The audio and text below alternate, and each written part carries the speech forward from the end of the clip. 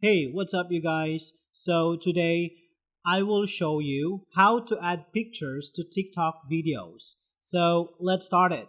So, first, let's open up TikTok and then let's open up the camera. Now, record a few seconds and then you can pause it.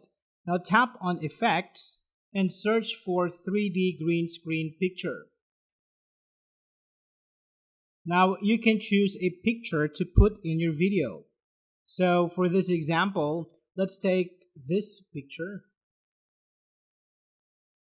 Now you can adjust the position and also the size. You can tap on the 3D button and also you can adjust the perspective.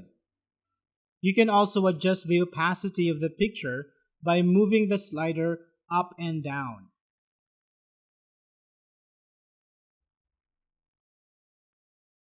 So I hope this video helps out you guys. Thank you so much for watching and I will see you in the next one.